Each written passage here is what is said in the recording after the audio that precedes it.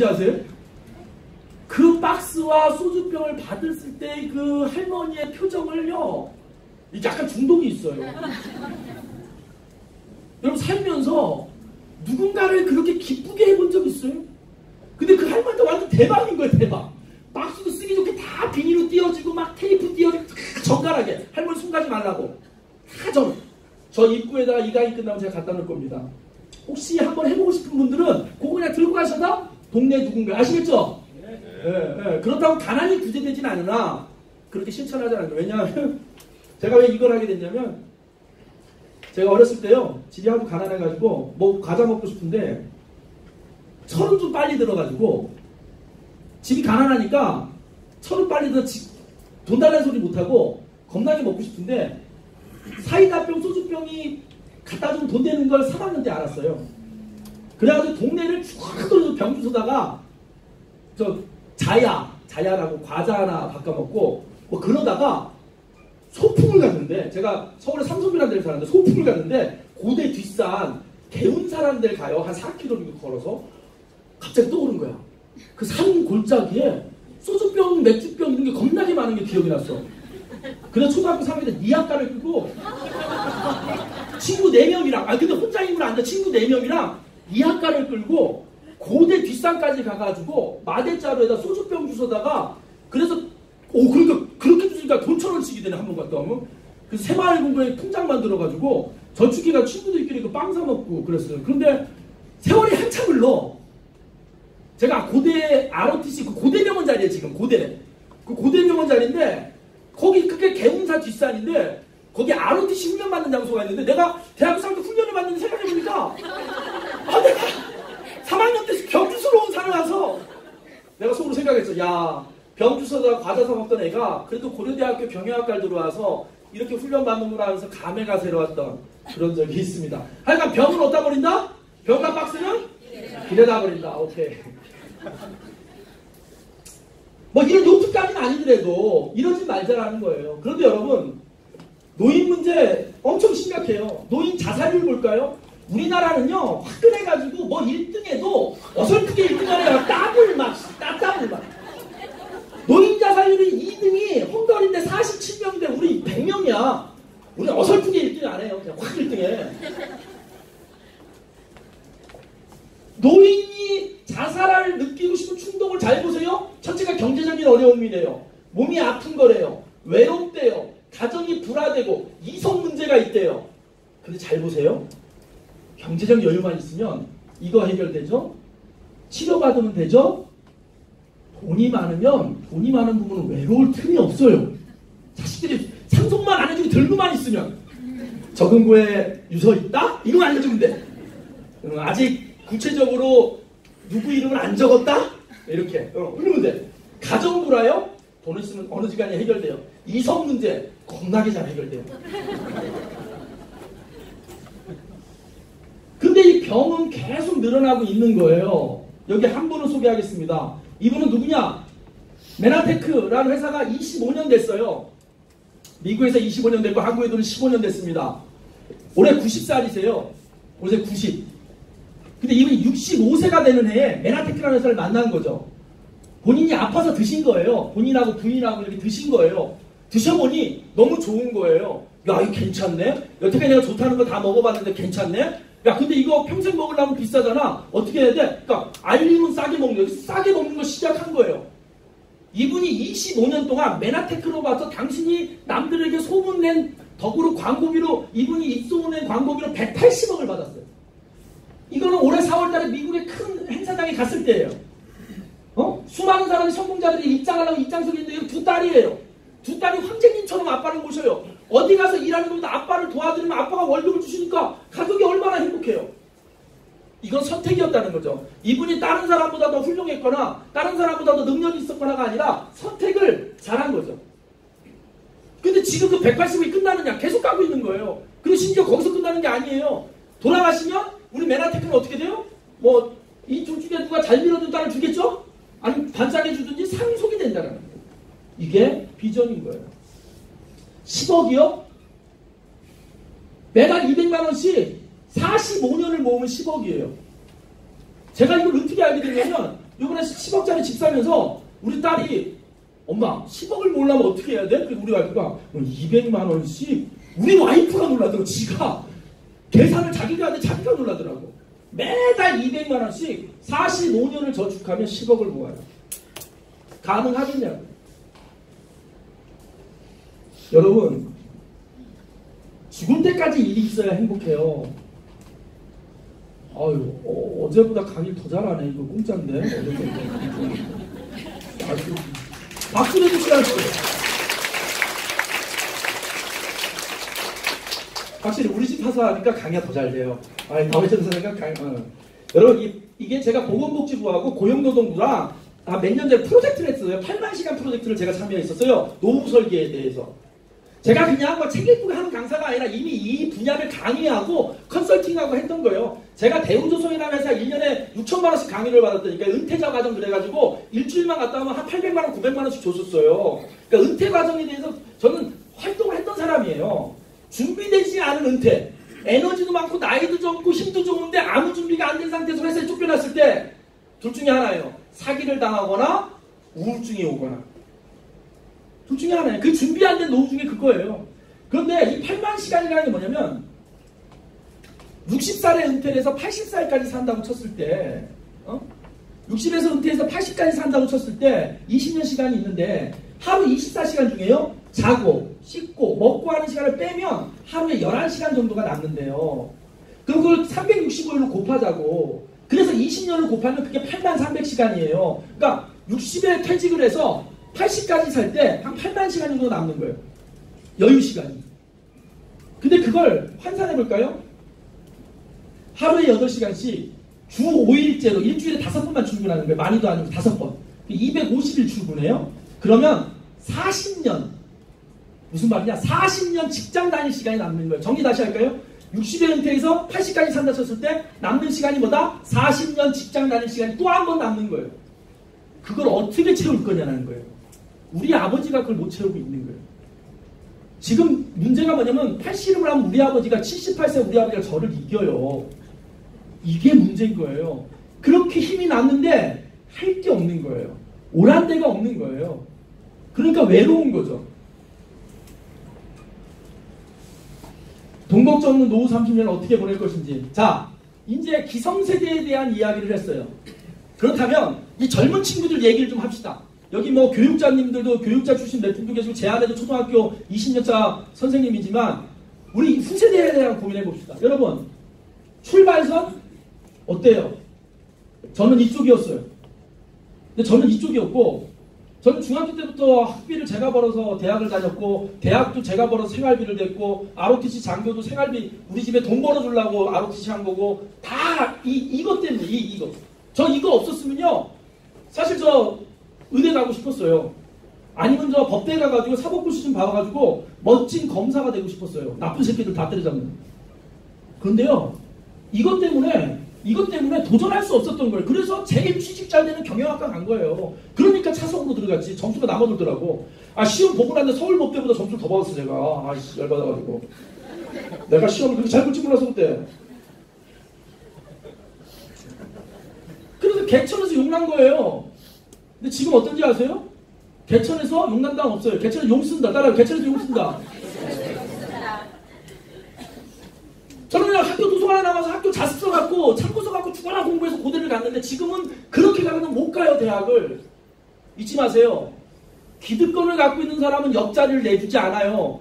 대한민국 재벌들의 혼맥을 볼까요? 대한민국 그 높은 사람들 결혼한 거면 거의 근친상간 수준이에요. 사촌끼리 결혼하고 막 사촌의 사돈끼리 결혼하고 그 피가 섞이면 거의 근친상간이에요. 그래서 기형아들이 많이 나오는 것 같아. 피가 막 계속 같이 지들끼리만 섞여가지고. 안 섞어줘요. 이 교육제도, 사회제도도 그쪽 방향으로 가고 있는 거예요. 여러분, 가난한 자식이 막 사법고시 해가지고 변호사가 돼요. 노무현이, 문재인이, 이제 그런 노무현이, 문재인은 안 나와요. 왜? 로스쿨 나오려면 1억이 들거든. 부모가 1억 대줄 정도 안 되면 변호사가 못 되는 거예요. 이게 사회예요. 물론, 얘 비만 봐요. 얘는 소아당뇨야, 이미. 얘가 훨씬 건강하게 생긴 거예요. 자식을 저렇게 키우면 안 돼요. 변호사 되는데 1억 정도 드는데요. 더 문제 뭔지 아세요? 변호사는 1억 들여서 변호사한테 국가공무원 시험 본대요. 공무원 시험에 가점이 있어요. 회계사 자격증이나 변호사 자격증이 2점인가 3점인가를 더 줘요. 그러면 국가공무원이 되면 월급이 얼마인지 아세요? 134만 원이에요. 얼마를 모아야 1억을 먹겠어? 한 달에 100만 원씩 벌어가지고. 그래도 구급시험을 보는 거예요. 이게 우리나라의 현실이에요. 어저께도 얘기했지만 혹시 이 중에 중학생, 고등학생 자녀 있다면 제가 한 말씀만 드리죠. 그 아이가요. 밥 먹을 때도 책 보고 그냥 책 보지 말아도 책 보고 공부하지 말아도 공부하고 막 9단 2단을 가르치면 3단을 알고 이 정도 아니면 대학 보내지 마세요. 어설픈 대학 보내잖아요. 걔를 사회 시작하면서 빚쟁이로 시작하는 거예요. 그리고 답 나오잖아요. 여러분 초등학교, 중학교, 고등학교 성적표 들여다보면 얘를 시키지 말지가 나와요. 씨가 어디 가? 무슨 말씀이냐면 한국에서 대학 보내는 건 이게 미친 짓이에요. 진짜 미친 짓이라고요. 그 투자한 비용이 안 빠져요. 오히려 그 멀쩡한 자식을 4년 동안 그냥 원래 대학 다니게 하면서 빚쟁이를 만들어 놓고 사회에 내놓는 거예요. 저는 개인적으로요. 학자금 대출제도 없앴으면 좋겠어요. 아예 없으면 찢어지게 가난해서 못 사는 집은 아예 안 간다고. 근데 이것까지 열어놔놓으니 없는 집에 빚까지 갖고 시작하게 만드는 나라는 거죠. 뭔가 많이 잘못됐어요. 계층 이동의 사다리가 부러졌대요. 우리 사회의 현실은 자, 따라해봅시다. 기회. 오늘 제 강의 중에 꼭 기획해야 될 건 메나테크 사업은 기회인 거예요. 잊지 마세요. 메나테크 사업은 성공이다? 아니에요. 메나테크 사업은 뭐다? 기회인 거예요. 이걸 혼동하면 안 돼요. 민주주의의 반대는 공산주의가 아니에요. 민주주의의 반대는 사회주의지. 그럼 메나텍 사업의 기회는요. 성공이 아니라 메나텍 사업이 좋은 이유는 무조건 성공합니다. 이거 사기예요. 그래서 그런 비슷한 사기가 전국에 판을 치는 거고 네트워크 다단계 피라미드가 욕을 먹는 거예요. 진짜 뭐냐면 기회를 준다는 거예요. 여러분 잘 보세요. 대기업의 입사원서를 내기 위해선 대학 졸업장이 필요하니 16년을 공부한다고요. 뭐 한 거예요? 대기업의 입사 지원서를 낼 기회를 얻기 위해서 16년 공부한 거예요. 미친 거죠. 위험한 거예요. 그런데 옛날에 30년 전만 해도 웬만한 대학 나오면 대기업을 갔으니 그건 나쁜 투자가 아니었던 거예요. 힘들게 되면 어떻게 뭐 동국대든 한양대든 뭐 서울에 있는 대학만 어떻게 보내면 삼성도 가고 LG도 가고 하고 한 2년 직장 다니면 등록금 다 빠지고 하니까 그건 괜찮은 투자였다니까요. 지금은 아니라니까. 그걸 모르는 거예요. 그걸. 그래서 기회를 얻기 위해서 뭔가 투자를 했는데 내가 투자한 것보다 돈이 덜 벌리는 현상, 이걸 뭐라 그래요? 이걸 파산이라고 그러잖아요. 파산. 오늘 저의 강의에서 한 단어만 기억한다면 뭐? 기회인 거예요. 기회. 기회라는 단어를 놓고 제 강의를 끝까지 들으세요. 또 어려운 얘기 하나만 합시다. 여기 뭐 집에서 조선일보도 보고 채널 A도 보고 뭐 그런 분들 계실 텐데 자, 한마디만 여쭤보죠. 보수와 진보, 좌파와 우파. 우리는 좌파 이꼴 빨갱이 이런데 그거 아니에요. 원래 프랑스 혁명 때 세상을 바꾸자 하는 놈들은 왼쪽에 앉았고 왕정을 그대로 유지하라. 지금 체계는 그대로 오른쪽에 유지하는 사람 오른쪽에 앉았어요. 그래서 오른쪽에 앉은 사람 우파, 왼쪽에 앉은 사람 좌파 이렇게 부르는 거지. 이쪽 사람들이 빨갱이가 아니라고. 근데 우리나라 언제부터 좌파를 왼쪽에 앉은 사람을 이꼴 빨갱이 이래. 이것도 웃긴 짓이에요. 여러분 진보와 보수는 뭔지 아세요? 진보, 세상이 지금 상태보다 나쁘다. 좀 바꾸자. 보수, 지금 괜찮다. 이 상태 유지하자. 이게 진보와 보수인 거예요. 이건 뭐가 좋고 뭐가 나쁘지 않아요. 본인의 선택이에요. 난 동성결혼에 찬성하는 사람도 있고 야 어떻게 신의 섭리를 어겨서 같은 남자끼리 여자끼리 어떻게 그런 거래. 그건 개인의 철학이에요. 그러니까 존재할 수 있는 거죠. 그런데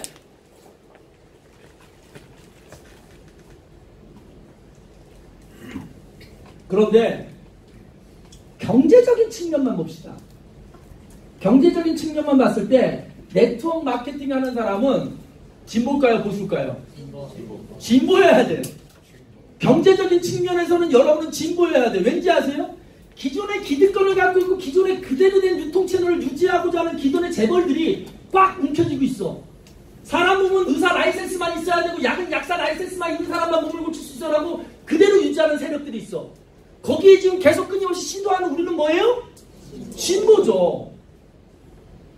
근데 의사 선생님도 와있고 약사 선생님도 와있고 웬일이요?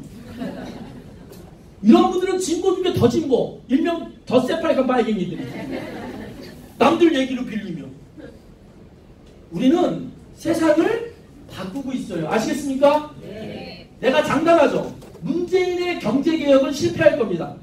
한 번 더. 문재인의 경제개혁은 실패할 거예요. 이유가 뭔지 아세요?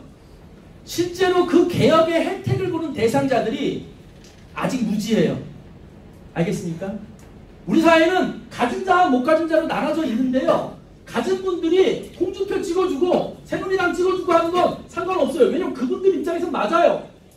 내가 사는 아파트에 세금 덜 매겨주겠다는데 왜 그를 안 뽑겠어요? 그건 그의 권리예요. 저는 그들을 비난하지 않아요. 물론 저처럼 기꺼이 세금 올려도 내겠습니다까지도 바라지도 않아요. 저도 10억짜리 아파트에 살지만 세금 더 내라 그러면 지금 뭐 100몇십만 원 냈는데 300 내면 되지. 어디 가서 강의 좀 더해서 내면 되지. 저는 이런 마인드를 갖고 있는 사람인지 아닌데도 상관없어요. 그런데 문제는 반대쪽에 있는 사람들이에요. 이 실제로 우리 아버지 같은 사람은 끊임없이 조선일보를 보고 끊임없이 이런 걸 한단 말이에요. 그러니까 이쪽 계신 분들은요. 이 어떤 순환을 해서 경제를 살리겠다는 이 정책을 이해하지 못해요. 솔직히 말할까요? 무식해요. 그래서 어떤지 아세요? 무식하기 때문에 그렇게 사는 거예요. 이쪽에 돈이 많고 경제적인 여유가 있는 분들은 세상의 흐름을 이해했던 거예요. 근데 적절하게 부동산 투자도 하고 뭐 이렇게 해서 바쁘게 하면서 부를 축적한 거고 이쪽에 없었던 분은 그게 어두웠던 거죠. 저는 어느 책에서 참 좋은 글귀를 읽었어요. 세상의 경제적인 불평등은 경제교육의 불평등에서 온다. 다시 말씀드려요. 세상의 경제적인 불평등은 어디서부터 시작되느냐? 경제교육의 불평등에서부터 시작된다. 진짜 부잣집은요. 자식들에게 경제교육을 기가 막히게 시켜요. 가난한 집 부모들은 뭐 시켜요? 공부 열심히 해라. 수학 열심히 해라. 문제 잘 풀라. 이렇게 가르친다고요. 이해됩니까? 그래서 부자 아빠, 가난 아빠라는 책이 나온 거예요. 이제 여러분 한번 우리 이렇게 태어났는데 굳이 내가 가난하게 살 필요는 없잖아요. 내 자식 굳이 사회에서 이른 자 쪽에 무저에 서 있을 필요는 없잖아요. 그 키가 뭐냐? 현실을 정확히 보고 뭐가 바른지 옳은지 어느 방향으로 갈지를 알면 그러면 되잖아요. 이해되십니까? 저는 편가르기를 하려고 강의를 게 아니에요. 제 생각엔 세상의 먹거리, 세상의 돈은 신이 충분하게 주셨다고 봐요. 그런데 문제가 뭐냐? 그게 너무 한쪽으로 몰려있는 거예요. 그게 잘 순환이 돼도 결국엔 돈 있는 집으로 다시 가요, 여러분. 재벌에게 세금을 많이 걷어서 돕죠? 결국에 어디 갈 것 같아요? 이미 돈을 받을 그릇이 준비되어 있는 쪽들로 다시 모여요. 그 조금 덜어다가 또 다시 돌려주면 도운다고. 이해됩니까? 그거 하자는 건데 이해를 하는 분들이 별로 없다라는. 적어도 여러분 오늘 그냥 일확천금을 노리고 오지 않으셨으니까 세상에 대한 그런 이해되는 시간도 됐으면 좋겠어요. 자, 제가 네트워크 마케팅을 하는 사람은 경제지렁이라고 불러요. 여러분은 지렁이에요. 저는 지렁이를 너무 좋아해요. 지렁이가 있는 땅은 살아있는 땅이에요. 혹시 여러분 지렁이가 영어로 아시는 분? 지렁이의 영어 이름 아시는 분? 우리 영어 선생님이 양계한 선생님 미국 가가지고 없네. 지렁이. 자, 우리 박사님 지렁이. 야, 가톨릭 의대 우리 의사 선생님. 지렁이 몰라요? 무슨 웜이지 웜. 무슨 웜? 지렁이는 영어로 얼스웜이에요. 뭐예요? 지구 벌레예요. 여러분 왜 지렁이한테 지구벌레라는 이름을 붙여줬는지 아세요? 벌레들 다 지구에 사는데 왜 유독 지렁이한테는 지구라는 말을 붙였는지 아세요? 얘가 땅을 살려요. 여러분 봄이 되면 땅을 갈아엎죠. 왜 갈아엎는지 아세요? 1년 농사를 지면요 이게 눌린단 말이에요. 표면이 딱딱하게 굳어요. 거기다가 씨앗을 뿌려도 자라질 못해요. 그러니까 땅을 갈아엎어주죠. 그럼 어떤 일이 벌어져요? 물이 들어가고 공기가 들어가면서 거기서 다시 벌러지들이 살고 균이 살면서 땅이 생명력을 가져. 그게 우리가 농사꾼의 땅을 봄철에 갈아엎는 이유예요. 딱딱한 땅을 부숴서. 근데 지렁이가 무슨 일을 해요? 땅에 구멍을 내준다. 그래서 땅을 살게 만든다. 그래서 지구를 살리는 벌레 earthworm이에요. 저는 문재인의 경제정책은 성공 못할지도 모르지만 여기 계신 분 한 분 한 분이 일자리를 만들어내고 제약회사로 가는 어마어마한 쓸데없는 돈들, 어마어마한 돈들이 일반인들에게 영양소로 전달이 되고 그러면 자연스럽게 일자리도 생기고 분배도 일어나고. 사실 저는 얼마 전에 정치를 한번 해보고 싶다는 생각이 든 적이 있어요. 누구한테 군림하려고 하는 게 아니라 한번 제대로 한번 뭔가를 해보고 싶다는 생각이 들었는데 포기한 이유가 뭐냐면 내가 이 맨하테크라는 일을 열심히 하면 우리 파트너에게 일자리를 만들어줘요. 그리고 그분들 통장에 돈이 들어가게 만들어줘요. 야, 웬만한 국회의원 놈들보다 내가 훨씬 낫다는 생각이 드는데 동의하십니까? 네. 와, 내가 여기서 성공하면 내 지역은 국회의원보다 내가 더 훌륭한 일을 하는구나. 문재인이도 못해있는 일을 내가 하게 되겠구나. 그런 비전으로 맨하탄 길을 더 열심히 하기로 결심했어요. 자, 기회입니다. 기회. 어떤 기회냐? 여러분, 평등한 기회예요. 여러분, 오해하지 마세요. 평등 얘기 나오면 빨갱이라고 자꾸만 보는데 결과를 무조건 평등하게 하는 건 나빠요. 그럼 어느 놈이 열심히 일하겠냐고. 그건 나쁜 거예요. 하지만 적어도 기회는 똑같이 줘야 될까요? 가난한 자식이든 부잣집 자식이든. 제가 네트워크 비즈니스를 왜 좋아하는지 아세요? 여기 혹시 이 자리에 네트워크 비즈니스에 대한 아주 나쁜 선입견 물론 맞아요. 왜 그러냐면 네트워크 비즈니스 일명 다단계 피라미드가 되게 많은 사람들을 아프고 슬프고 사기쳤었어요. 그런데 제대로 된 네트워크를 만나면 좀 상황이 달라져요. 저는 네트워크 비즈니스를 왜 좋아하는지 아세요? 기회를 평등하게 줘요. 대학을 나왔는지 안 나왔는지 이쁜지 안 이쁜지 키가 큰지 작은지 이런 거 안 따지고요. 20살 청년에게도 70세 어른에게도 한번 해보세요라고 기회를 평등하게 줘요. 동의하십니까? 네. 그래서 네트워크 비즈니스가 멋있는 거예요. 저는 대통령 취임사를 들을 때 사실은 울었어요. 왜 울었느냐? 내가 그렇게 고민하고 내가 그렇게 힘들어했던 그 얘기를 대통령이 취임사에 해주더라고요. 뭐 747 전복기를 띄워 경제를 살리겠다 이런 개뻥 같은 거 말고 대통령이 이렇게 얘기했잖아요. 기회는 평등할 것입니다. 과정은 공정할 것입니다. 결과는 정의로울 것입니다. 난 이 세 문장을요 읽어나가면서 눈물이 주르륵 나는 거예요. 여태까지 우리에게 기회가 평등했었어요? 여러분 솔직히 돌아보세요. 기회가 평등했었어요? 아니에요. 그런데 여러분 잊지 마세요. 이 맨하테크라는 데 오면요 적어도 기회가 평등해요. 여기서는 어떤 차별도 두지 않아요. 과정이요? 공정해요. 노력한 만큼 내가 벌어가는 거지 무조건 여기 왔다고 성공하는 거 아니에요. 내가 노력한 만큼. 여러분 제가 어저께 200만 원 받고 한 강의보다 더 열심히 하는 이유가 뭔지 아세요?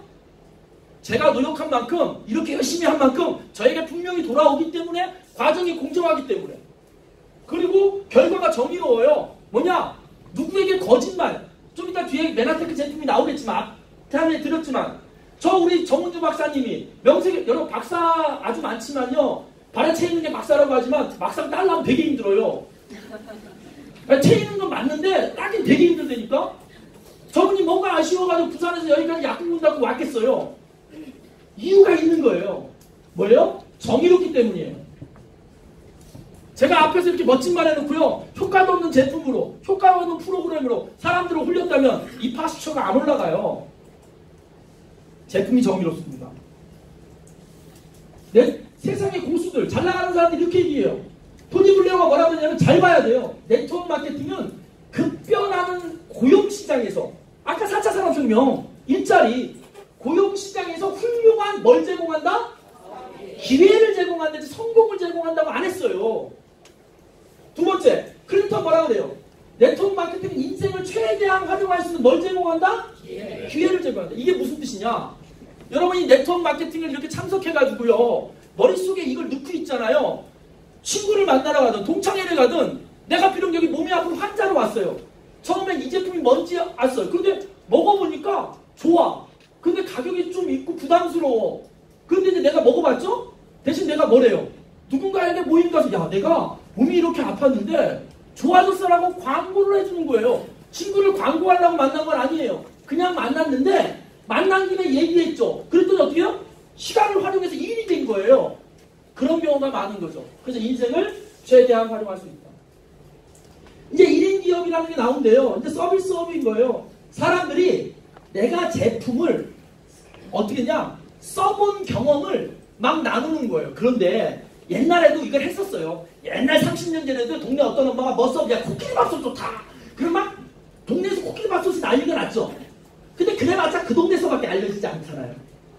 근데 지금 어때요? 내가 SNS나 이런 거에서 뭐가 좋은 게 있으면 몇백 명, 몇천 명한테 동시에 막 알릴 수 있잖아요. 핸드폰이라는 게 생기면서 나에게 어떤 힘이 생겼어요? 여러분, 사람들에게 뭔가 정보를 나눠주고 알리는 건 원래 옛날엔 뭐가 했어요? 방송하고 신문만 했다고요. 이해됩니까? 일종의 독점이었죠. 핸드폰이 나오면서 그 독점이 깨진 거예요. 이해됩니까? 성경책을 성직자만 읽게 하는 독점이 깨지면서 종교가 바뀌었듯이 누군가에게 광고를 하고 정보를 알려주는 걸 방송이나 신문만 독점을 하다가 핸드폰이라는 게 나오고 이런 게 나오면서 우리에게도 그걸 알릴 수 있는 길이 열린 거죠. 그 결과물로 네트워크 마케팅이 나온 거예요. 이해되십니까? 네. 이럴 때 흥분되니까 박수 한번 칩시다. 내가 흥분 한번 되는 거. 어제 거기랑 좀 다르게 있다. 거기 수시로만 박수를 치는데 여긴 내가 계속 치할 때만 쳐요. 확실히 맨한테 가는 사람들이 저음자나. 나쁜 뜻이에요. 나쁜 뜻이에요. 그래서 기술이 발달되면 뭔가가 깨져요, 여러분. 잊지 마세요. 기술의 변화는 무언가 깨져요. 기술이 발달되면 뭔가가 붕괴되거나 변화돼요. 그래서 세상은 누가 바꿔요? 기술이 바꿔요. 역사학자들은 얘기해요. 세상은 위대한 지도자가 바꾸는 게 아니라 세상은 뭐가 바꿔요? 기술이 바꿔요. 그래서 기술을 잘 들여다보면 세상이 이해되죠. 근데 기술을 잘 들여다보는 데는 많은 노력이 필요하죠. 그래서 공부를 하는 거죠. 여러분, 네트워크 마케팅은요, 오늘 정의 내려드릴게요. 간단하게. 어떤 사람들은 뭐 이 일을 하면서 우리는 피라미드 아니야. 아니에요. 여러분, 네트워크 마케팅 다단계 피라미드는 다 같은 말이에요. 아, 진짜 네트워크는 피라미드가 아니야 이러면 안 돼요. 들여다보면 피라미드 맞아요. 그림이 피라미드인데. 아니, 네트워크 마케팅 다단계가 아니야 이러면 안 돼요. 다단계가 맞아요. 단계가 여러 개인데. 여러분, 말하면서 좀 모순에 걸리지 않아요? 이렇게 얘기해요. 이제 사람들이 이렇게 가르쳐줘요. 네트워크 마케팅 다단계 피라미드 같은 말인데 그 중에 착한 놈이 있고 못된 놈이 있어. 그럼 돼요. 세 개가 다 같아. 같은 말이야. 근데 그중에 착한 놈이 있고 나쁜 놈이 있어. 이렇게 하면 돼. 이해됩니까? 네. 이렇게 해야지. 우리는 아니야 이러면 안 된다고. 이걸 정리됐어요? 유통도 마찬가지인 거죠. 네트워크 마케팅이라는 게 갑자기 생긴 게 아니에요. 이렇게 복잡하다가 대형 할인마트가 이렇게 거치다가 우리가 직접 할게. 그래서 이마트 홈플러스가 직접 내다가 지네가 파니까 깎아줄 수 있는 거예요. 그게 홈쇼핑은 더 깎아줄 수 있는 거고 우리는 그 일을 하는 거예요. 그러니까 별로 다르지 않는 거예요. 쉽게 말하면 우리는 공인중개사 같은 거예요.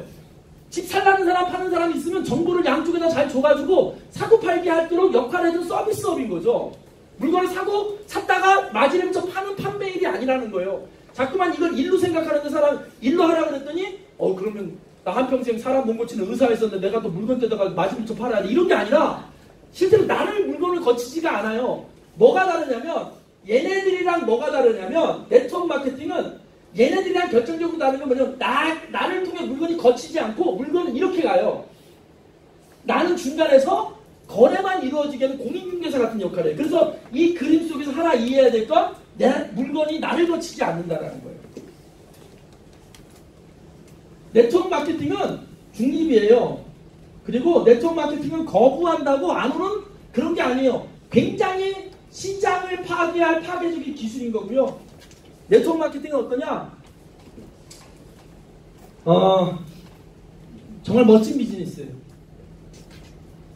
저 대학교 4학년 때요. 물끄러미 생각하다가 전두환이 아이들이 연예인이랑 연애한대요. 그때 청년 때는 뭐 그런 거 관심 많잖아요. 내가 좋아했던 연예인인데 전두환이 세컨드로 간대. 아, 전두환이 아들 세컨드. 이상한가 박상한가. 야, 아버지는 세상에 저게 저렇게 못된 일을 했는데 자식은 떵떵거리고 사네? 난 세상이 너무 불합리하다는 생각을 했어요. 그 솔직히요, 다 때려치고 카톨릭 신부를 하려고 했어요. 정의구현 사제단. 어울리죠? 예. 네. 앞에서 마이크 들고 막 신부님 선동하고 막. 그런데요, 이 맨하테크란 사업을 하면서 그런 거 다 이제 없어졌어요. 제가 여기서 최선을 다해 우리 파트너들과 또 제품을 섭취하기 오신 고객께 정말 최선을 다하면 사회의 일부 정의는 이루어지더라고요. 그래서 저는 이 네트워크 비즈니스를 좋아하는 게 뭐냐면 정말 아름다운 비즈니스예요. 사람의 소중한 가치를 일깨워주는 그런 비즈니스예요. 그래서 저는 여전히 하고 싶은 일이 많지만 그 일을 하고 싶다가도 이 일이 가치가 더 좋아서 자꾸만 하고 싶은 일을 뒤로 미루고 있습니다. 여러분, 기회라는 게 있어요. 어떤 게 기회냐? 레버리지 효과라는 게 있어요. 자, 이제 네트워크 비즈니스가 어떻게 부로 창출되는지 얘기 드릴게요. 세상의 일들에는요, 10년을 해도 그대로인 일들이 있어요. 예를 들면 야쿠르트 아줌마. 야쿠르트가 올해 48년 된 회사입니다. 야쿠르트에 지금 가장 오래 근무한 분이 45년을 근무한 분이 있어요. 45년을 근무해도 여전히 야쿠르트 아줌마예요. 변해요, 안 변해요? 아무것도 안 변해요. 그러니까 앞으로 우리가 일을 결정할 때는 어떤 걸 해야 되냐면, 내가 그 일을 오래 했을 때 이 지렛대가 길게 늘어나는 일을 해야 돼요. 그러니까 처음에 직장을 시작할 때 월급을 얼마 주기를 보는 게 아니라 지렛대가 얼마큼 늘어나느냐를 봐야 되는 거죠. 그걸 봐야 되는 거예요. 그게 레버리지 효과고요. 넘어가겠습니다. 이건 제가 2016년도 2년 전에 창원 KBS 홀에서 창원시 공무원들 대상으로 규제개혁과, 지금 제가 여러분에게 해주는 강의는 원래 외부에서 하는 강의예요. 돈 받고. 이 규제개혁과 경제문제에 대해서 이 공무원들에게 특강을 하는데, 나라가 규제를 개혁하겠대요. 그런데 보면 근데 규제를 왜 푸냐면, 그 규제를 풀면 시장이 넓어지고 기회가 생기는 거예요. 규제는 왜 풀어요? 기회를 만들어주기 위해서인데, 그러면 어디를 풀어야 돼요? 독점되어 있는, 그리고 큰 시장을 풀어야 효과가 날 거 아닙니까? 이걸 보면 알아요. 규제개혁 여기를 보면 봐봐요. 미래 산업의 인프라를 구축하는 사업 하나, 둘, 셋, 넷, 5개를 하겠다는데 그 중에 4개가 뭐예요? 다 의료예요. 예? 무슨 말인지 알겠어요? 네트워크 마케팅 회사 중에 우리 치약 칫솔 팔아요. 우리 뭐 화장품 팔아요. 이런 거 많은데 그 시장 푼다는 얘기 없죠? 뭘 풀어요? 여기 의사 선생님도 계시고 약사 선생님도 계시고 죄송하지만 아주 오랫동안 자격증으로 묶여있고 독점됐던 그 시장을 풀겠다라는 거예요. 그래서 여러분들 같은 일반인들도 가서 먹거리를 잡아오라고 문을 열어주겠다는 게 여기에 숨어있는 얘기예요. 이해됩니까? 그 전에 뭐 기타 등등 여기 또 다 있어요. 이건 보시면 돼요. 컴퓨터 만드는 알파고라는 구글이라는 회사도 건강산업 하겠대요. 근데 장벽이 있어요. 어떤 장벽이 있냐? 한번 보실까요? 여기 나오는 교사를 한번 읽어보세요. 이 교사가 뭔지 아세요? 1989년 인성교육청에 공문이 하나 내려갔어요. 이런 교사를 찾아내래요. 자기 자리 잘 청소하고 자기 자리 잘 청소하는 교사, 아이들에게 인기 많은 교사 찾아내. 어떤 교사냐? 전교조 교사를 찾아내는 방법이 이 방법이라는 거예요. 지금으로 따지면 얼마나 훌륭한 선생님인데 빨갱이 찾아내는 방법 중에 이 방법을 쓴 거예요. 할 말 없어요. 우리 처가가 딸이 6이고 선생이 3인데 우리 장인은 여전히 전교조는 빨갱이라 그래요. 자기 딸이 3이나 전교조를 하고 있는데. 그냥 딸 셋이 아무 말도 못하고 가만히 있어요. 그냥 이러고. 자, 세상의 선입견. 여러분, 감옥. 여기서 벗어나자고요. 네트워크 다단계 피라미드 같은 말이에요. 대신 중요한 건 뭐예요? 선한 놈이 있고 악한 놈이 있고. 여러분, 칼이 선해요, 악해요? 칼은 선하지도 악하지도 않아요. 이 칼이 조폭손에 들려있으면 사람을 찌르고 죽이는 거고요. 이 칼이 외과의사 선생님 손에 있으면 사람 살리는 거예요. 도구예요. 네트워크 비즈니스는 도구인데 여태까지 뭐가 문제인지 아세요? 100에 98이 나쁜 놈이 들었던 거예요. 머리에 철학, 가치관 이런 거 없이 돈만 벌겠다고 했던 놈들이 네트워크 비즈니스의 대장이 되고 먼저 잡은 거예요. 이제 그 시대가 끝나가고 있어요. 이제 명문대 나오고 좋은 철학 갖고 있고 훌륭한 인격을 갖고 있는 리더들이 네트워크에서 하나둘씩 나오기 시작했어요. 이제 그런 회사랑 일을 해야 돼요. 똑같다니까. 이거 야쿠르트 방판이고 네트워크예요. 구조는 똑같아요. 뭐만 달라요? 이름만 달라요. 이름만. 초등학교 교과서에도 이제 사회교과서 네트워크 비즈니스가 나오는 거예요. ESC 눌러주세요. 이제 마칠 시간이라. 전체 화면 좀 보여주실래요? 글리코리아 조금만 찾. 글리코리아소에 대한 얘기는 오늘 조금 넘어갈게요. 오늘 초대하신 분들 통해서 초대하신 분들이 글리코리아소 충분히 설명해 드릴 수 있으니까 같이 조금만 올려주실래요? 살살 조금만 올려주세요. 여기 96 한번 펴줘봐요. 96. 이게 무슨 사진인지 아세요? 여기 지금 이분이 와 계세요? 네, 손 들어보세요. 권명사장님.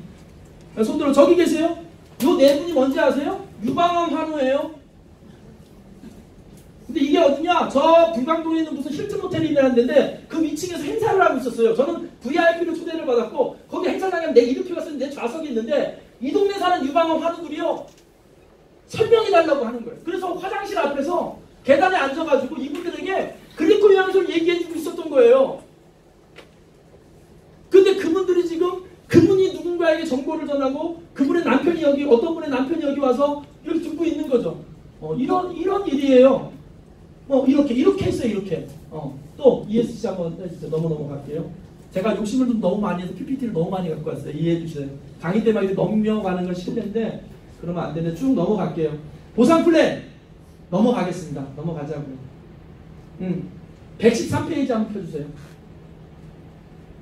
여러분 어떤 방법으로 돈을 벌어도요. 너는 그거 하지 말라는 경우가 많잖아요. 제 친구 아버지가요. 룸사롱으로 큰 거 몇백억의 돈을 벌었어요. 강남에서. 그 아버지가 너도 야 룸사롱 돈 된다. 물장사 돈 돼. 여자장사 이랬겠어요? 안 하겠죠?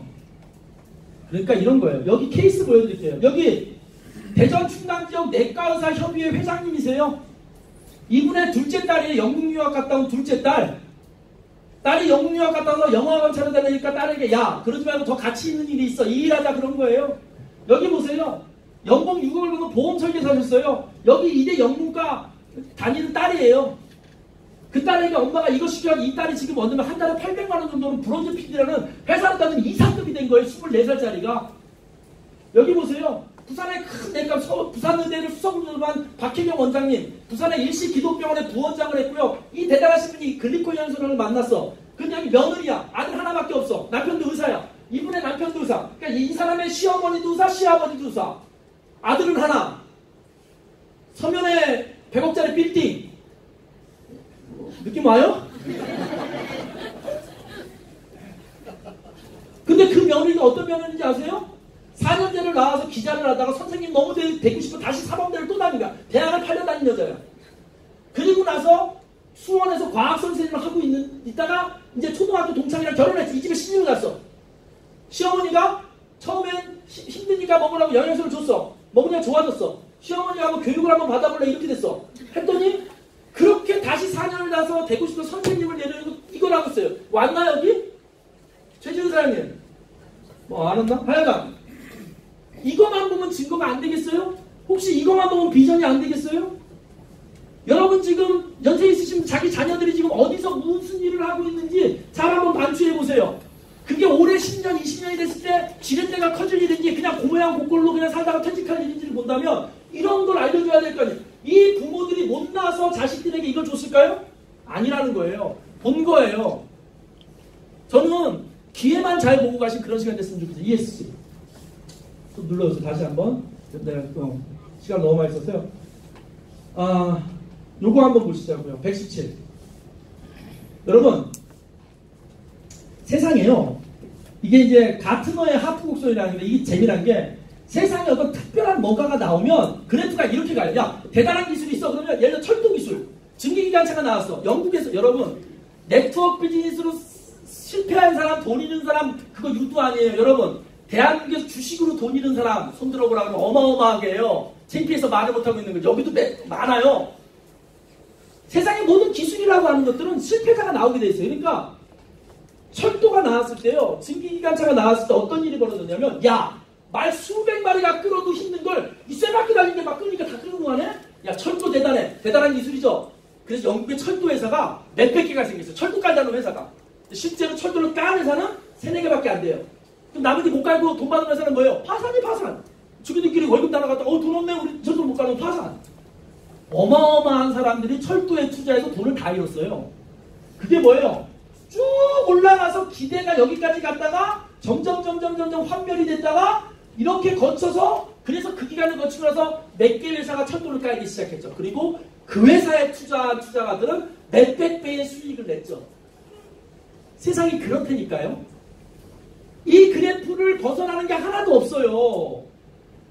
IT 버블, IT는 무조건 대단해서 막 했잖아. 왕창마다 거품 꺼지고, 이제 제대로 된 IT 회사가 나오잖아요.